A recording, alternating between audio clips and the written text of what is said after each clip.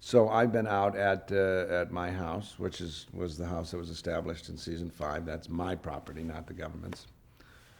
And I've been there. Essentially, I'm under house arrest. I avoided criminal charges and was just um, was locked away for obstruction of justice, so to speak. And so nothing more serious happened to me, which irks a lot of people. But nonetheless, that's where I am, and I've been and Martha and I are not together anymore. And I'm living there, under surveillance with a locator on my wrist so that I can't flee. Not that I would.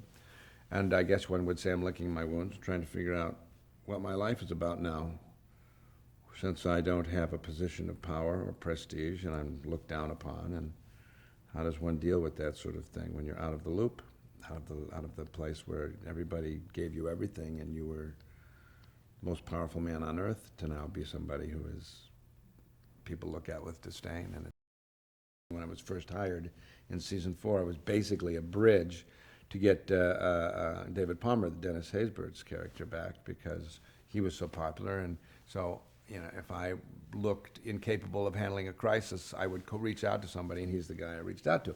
So that's why I was originally brought in. I knew that. I had no problems with that, and I figured, 3 or 4 shows, and we'd see what happens.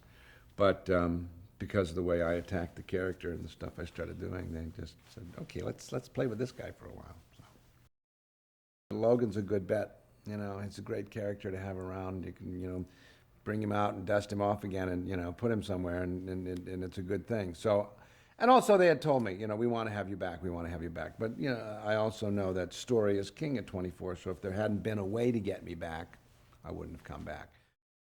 However Greg and Logan looked at himself, he was the villain of the piece. I mean, I can't say how many times I said it's for the good of the country, and I think he really believed that and still does believe that his job is to be in service to the country, to the, to what he believes in. So, but nonetheless, be that as it may, he was definitely the bad guy of the year, and everybody, as you say, loved to hate him. I think what was fun for everybody was that on the one hand they hated him, on the other hand they felt bad for him because they saw. I mean, he wasn't just a villain. He wasn't just somebody who was. His intentions were good, but his methods were dubious. So it was pretty obvious that he couldn't be president anymore, and so that's a done deal. But whether he would die or get if you're not dead on 24, they can still use you.